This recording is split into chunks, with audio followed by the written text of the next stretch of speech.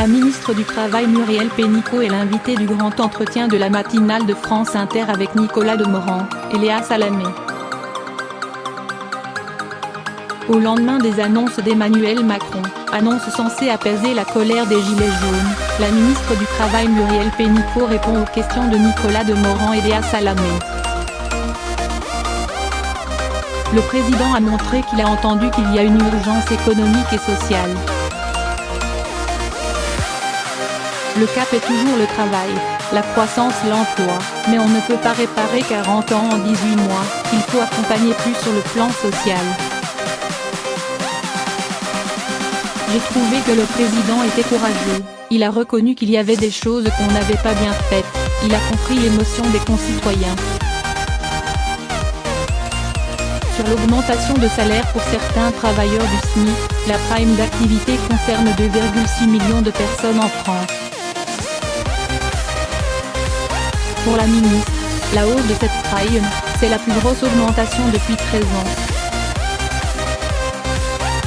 C'est 100 € en plus de la revalorisation du SMIC, poursuit Muriel Pénicaud qui donne l'exemple pour un couple au SMIC avec 2 enfants, la prime d'activité c'est l'État qui paye, elle ne vise pas que les personnes au SMIC, c'est vraiment les travailleurs à revenus modestes, les classes populaires. La moitié des emplois sont dans les petites et moyennes entreprises. On veut encourager ce petit travail. Sur l'annulation de la CSG pour les retraités qui gagnent moins de 2 000 € par mois, c'est un appel à la solidarité intergénérationnelle. Combien vont coûter à l'État ces nouvelles mesures annoncées par Emmanuel Macron?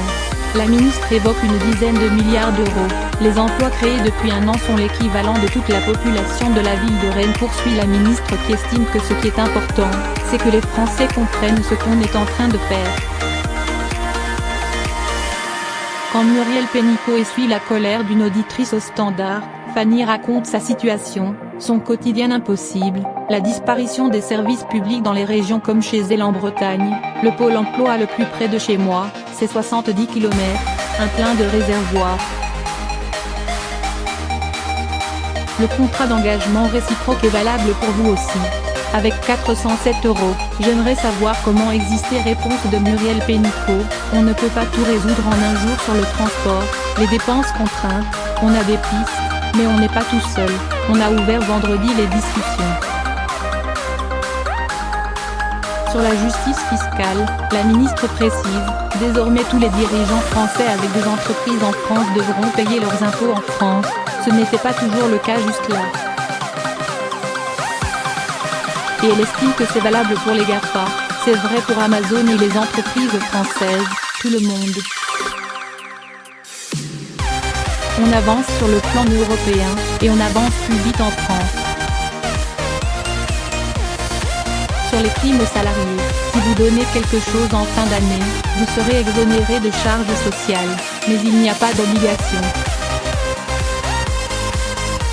À propos des réformes à venir et de leurs difficultés d'application, le problème, c'est pas tellement le temps.